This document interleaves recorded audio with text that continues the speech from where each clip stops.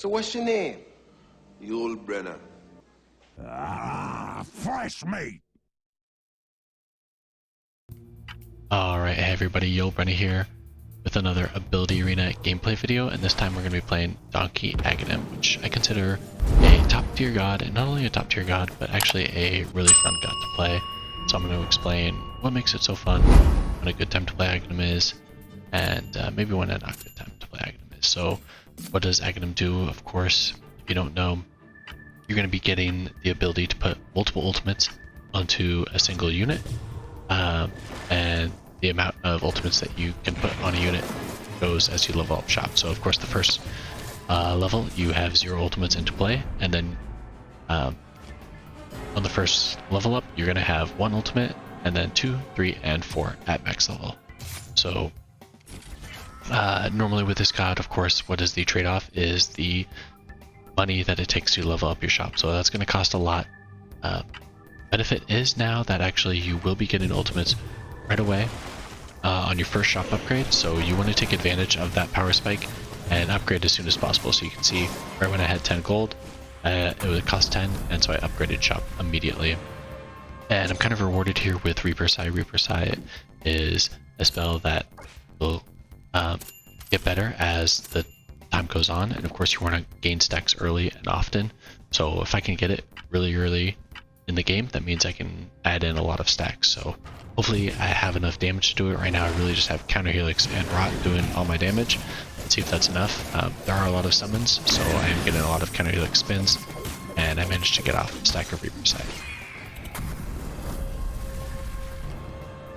So what exactly makes Donkey Aghanim not only one of the most fun gods in the game, but one of the most powerful? And of course it's pretty obvious why it's the most powerful. There's you know, the fact that you can put multiple ultimates on it. You can do dual and omni slash. Of course, the rolling thunder and freezing field build is extremely powerful. There's just a lot of really good combos, and putting multiple ultimates is obviously going to be really powerful.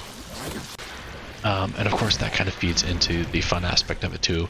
You're always going to be finding some new and interesting combos when playing Donkey Aghanim, and I think that's what makes it so fun, is you know, you're able to try things that you just normally wouldn't with really any of the other gods, except for maybe like Ice Frog when you get an ultimate with Ice Frog. But I think it's really fun to play this god, and it's also really powerful too. So definitely a god you should learn and keep trying out, because there's just so many fun things you can do with it.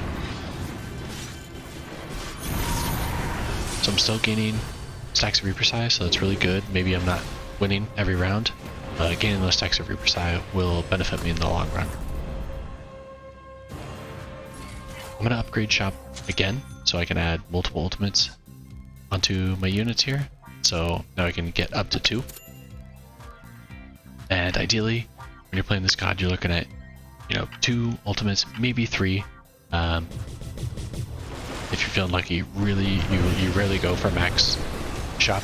There's not a lot of units you're going to need 4 ultimates on, but I think this time, try it out, show the real power of Donkey Aghanim. I'm going to go for a unit with 4 ultimates on it and see how powerful it really can be.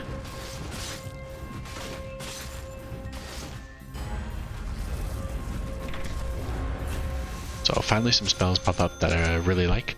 Eye of the Storm's going to get some more damage for me.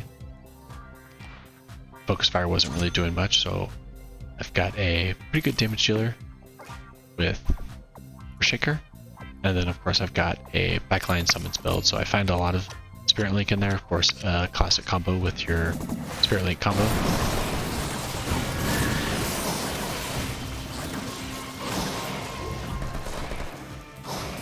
And then I find Dagon, so if I'm going to be going this Rolling Thunder build with Freezing Field, I might as well go with some Spell Lifesteal. So I've got Eye of the Storm already with Rot, so that works out pretty well. Then I find Omni Slash, so I do want to kind of do, maybe I'll add in Coup de Grace with Omni Slash, maybe I'll do Astral Step. I've obviously got the Essence Shift for added attack speed and damage. So I haven't figured out exactly what I'm doing, and that's why I've got this crowded bench here, so I definitely need to get a new unit into play so I can clear my bench and really figure out where I want to go with my builds. Played this guy a few times, still struggling against him. Man, he's got Shadow Dance, so it's over for me. So kind of middle of the pack right now. Freezing Field finally does pop up. And I need another frontline unit, so I'm going to go ahead and pick up the Timber Saw. I'll throw in some of my spells to clear out my bench.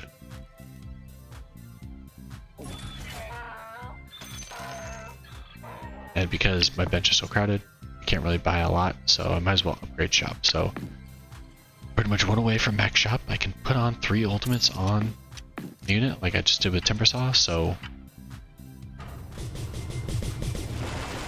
yeah, let's see what happens, but builds are a bit of a mess right now, and I definitely need to turn it around.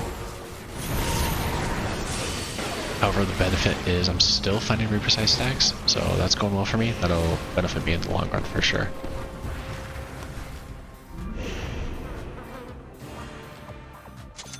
Hand of God, you can really leave at level 3. Same with False Promise, same with Cold Embrace, so Lion is going to be providing a lot of value with his spells, but it's not something I'm going to be maxing out. I'm going to be focusing on my cores, my Earthshaker, and my Razor, and eventually this Omni Slash build.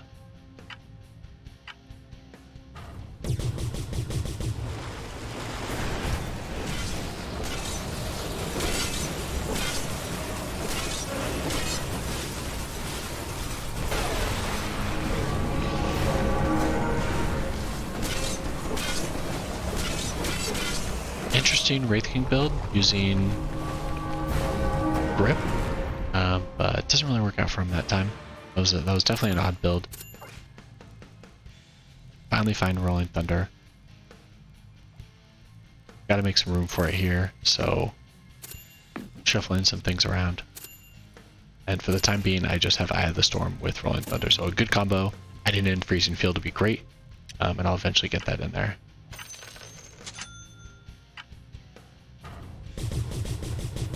Pick up Shapeshift as well. That could work with Omni Slash. It could also work with my Summons build. Haven't really decided yet how this will go.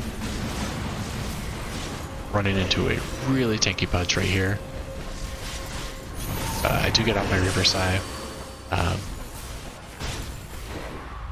Fortunately lose that one, but still middle of the pack, and I find Lina. Lina's a great body, and I think I'll use the Summons build on her, and for Razor I'll just go with Shapeshift and then Omni Slash. So if I can get Shapeshift to super, then I'll have some backlines, because right now I really just have I don't have too much backline, but Rolling Thunder should work well. Astral Spirit, of course, as well. I wouldn't have been able to put coup de grace on there.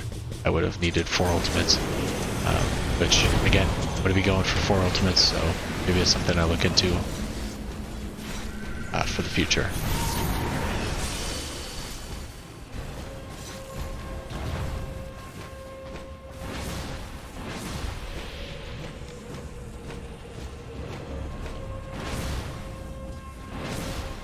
I've lost to this guy a few times, but the Lina build proves to be a little bit stronger, so worked out really well.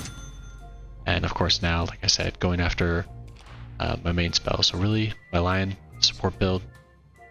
Eventually I'll move the Reaper Scythe off to one of my other units here. Lion isn't the main focus. I want to focus on my 3 carries, and honestly, if Timber can be a 4th carry, that would be great. Trying to see if that Astral Spirit plus coup de grace is working. Adds a little bit of initial burst damage, but Timber Saw is really just a damage soak at this point.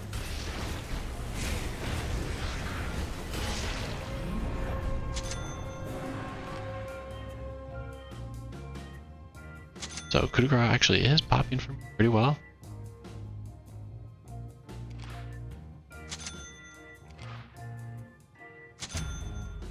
Even getting it up to level 6 early, so that's pretty nice. And then of course, Ice Path, Ice Blast is there.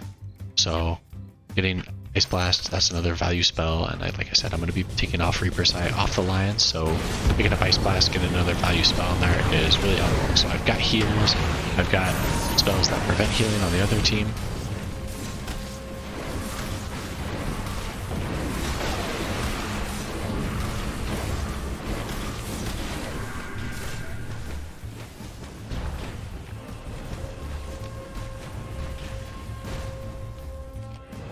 finish that guy off. So like I said, stacking all of these ultimates, you know, can create a lot of fun builds, and of course can create a lot of really good builds. So, you know, you think of False Promise, Cold Embrace on there, adding in Hand of Gaben on there as well as just adding a really ultimate support build.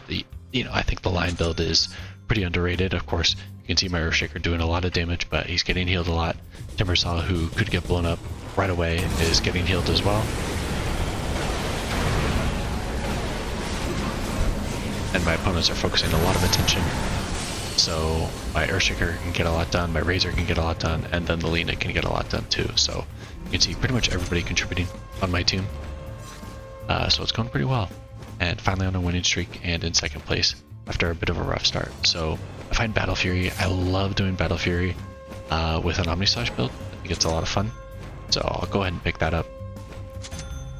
I'm going to keep Spirit Link at level 6 since it's on a ranged unit. I want to keep Lina at range.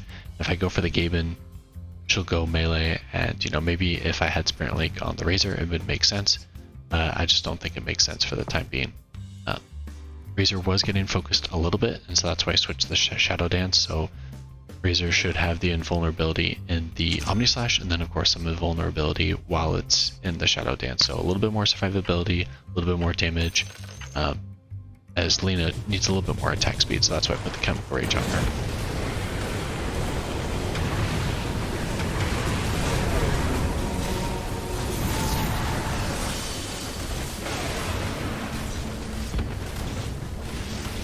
So taking care of his backline here. This Chaos Knight is causing a little bit of trouble here, but my 3 main cores survive, and I managed to finish him off.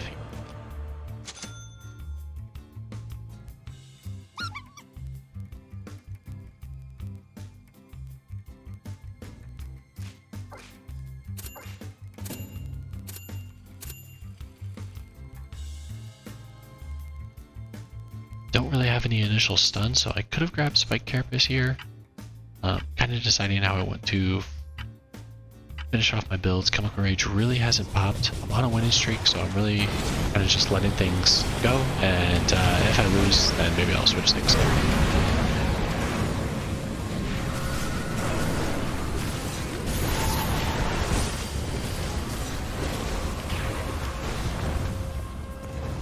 And yeah, Lina's doing well. And Razor survives, so still going strong. Even if you target one of my units, my other units are stepping up to the plate. I wanted to get Ice Blast into play, so I'll go ahead. Eventually, I've got enough Reaper size stack that Shaker can cast whatever he wants to his heart's content. So pushing a few things around.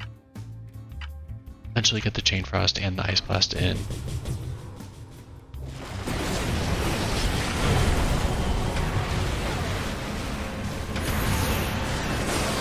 Here's this tanky Pudge. This is an opponent I've struggled with a few times here. Can get his backline, no problem, but this front line, actually with the Centaur unit, it's just proving a little difficult here. So maybe that switch up didn't work out too well.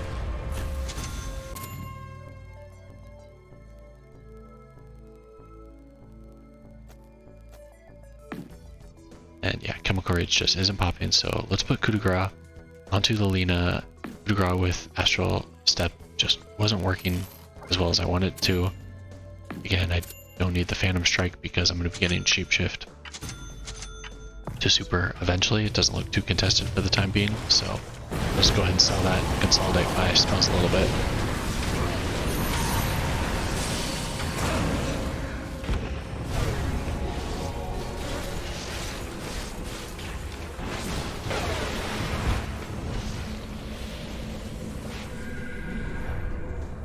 And yeah, looks like it worked. I've beaten that guy before, but that was a pretty comprehensive win. You can see with Lion, all my spells left at level 3. Those are just good value spells. Pick up Grow, maybe I could use that with Astral Step for some added damage. But that'll be staying on the bench for the time being. So in first place, doing really well. Let's see if I can keep this going.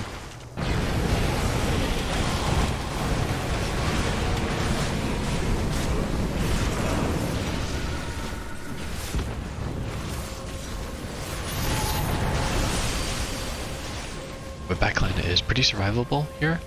Lina was a target of a lot of spells, but managed to hold her own there. So the build proved to be really good with coup de grace. You can see the physical damage is topping the charts now.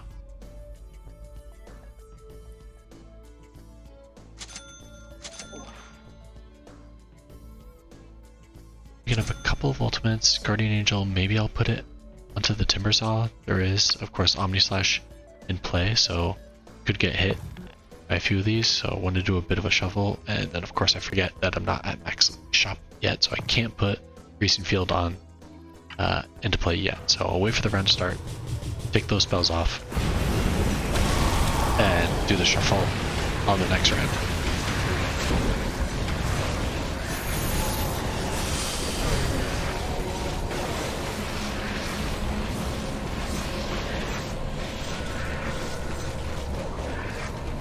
Earthshaker is just too tanky right there, and I go ahead and finish off the Void build. So again, finally get Mech Shop on, which means I've got 4 ultimates in play on my Earthshaker. Again, not something you normally do in a Donkey Aghanim build, but I love Eye of the Storm, Rolling Thunder, and Freezing Field all on there, and the Reaper side just for some additional survivability, and of course the Dagon for even more spell lifesteal. So Earthshaker should be adding a lot of damage and being pretty tanky. Let's see if I can keep my winning streak going with this new build.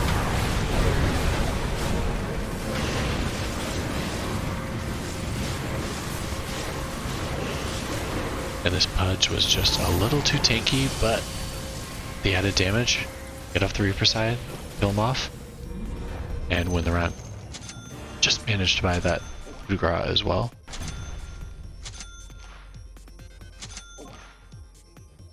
And a lot of good spells pop in here.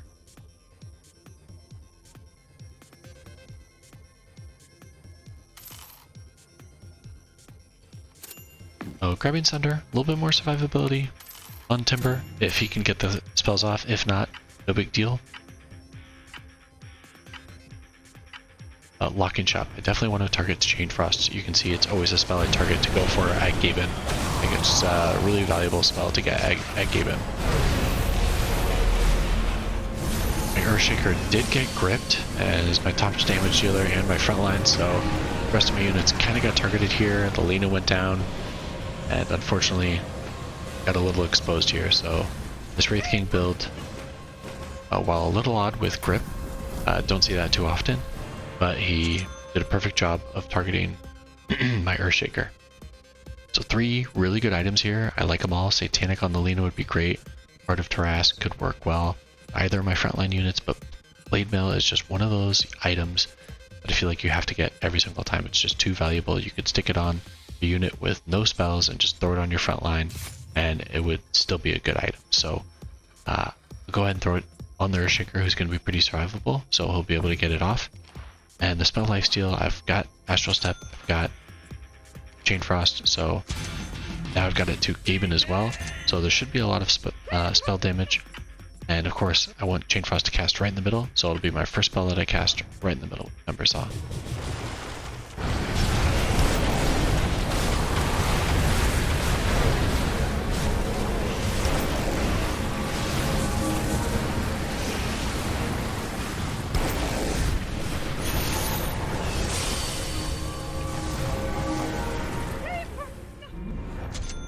So now with Chain Frost Gaben, you can see Timber Saw back into play as one of my damage dealers. And I've got 4 cores really here. Everybody can do damage depending on the round. So targeting one unit and trying to do some backline damage and blowing up my backline isn't going to work. I've got the heals and I've got my damage spread around to all my units. So top 3. Let's see how we do. This guy has a lot of summons, a lot of illusions, So naturally Earthshaker is just going to do really well, and of course Razor, who has Battle Fury, is also going to do really well, and then naturally Timber with the Chain Frost. So a lot of the AoE spells picked up huge there. Of course, Earthshaker doing over 30,000 damage, so that worked out really well. Now we're down to the final two. I beat this guy before. I had a little bit of trouble with him early on, but now that my spells of, I've got Chain Frost at Gaben, I've got Coup de Grace at Gaben, and Earthshaker's build is doing really well, so I think I can go ahead and finish this off. I'm going to stick with my build as is, and let's see how this goes.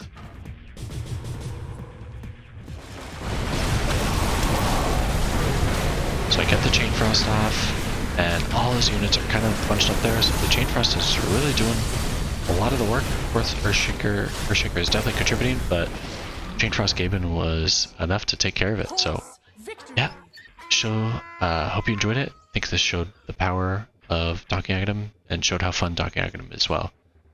Thanks for watching, and I'll catch you in the next video. Take it easy.